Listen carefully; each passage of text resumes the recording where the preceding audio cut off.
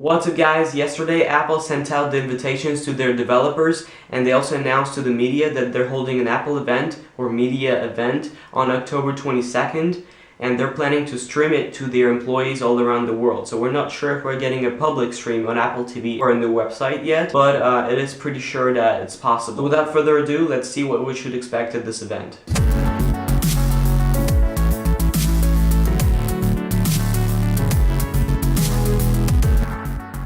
So to start off, we are expecting an iPad 5, or as I prefer calling it, the iPad 5th generation.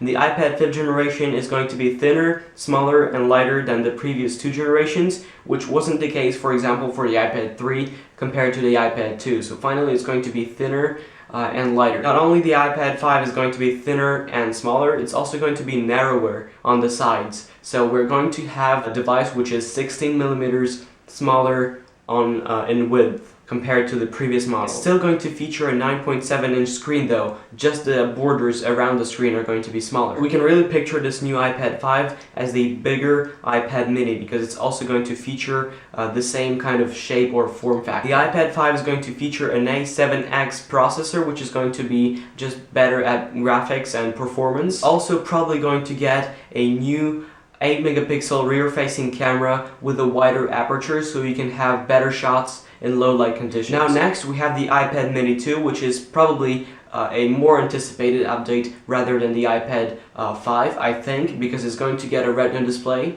And to have that Retina display, we're going to need an A7X processor, at least that's logic or reasonable. And it's also going to get the same camera with a wider aperture than the current iPad mini. The common thing about the iPad mini 2 and the iPad 5 is that they're probably going to get the Touch ID, the Apple fingerprint scanner technology. People are not really sure yet whether Apple is actually wanting to integrate this technology into their tablets too.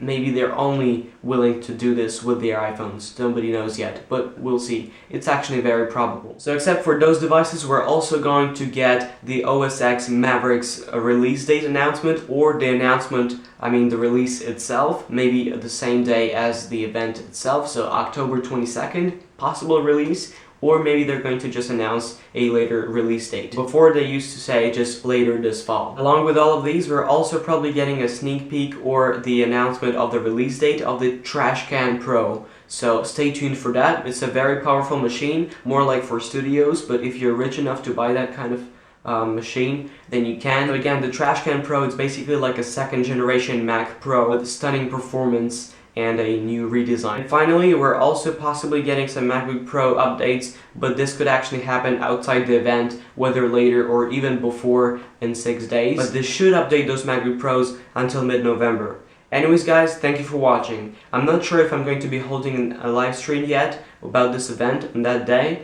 but I will be doing a recap video right after to wrap up everything that Apple will have mentioned. Anyways, thank you for watching, and peace.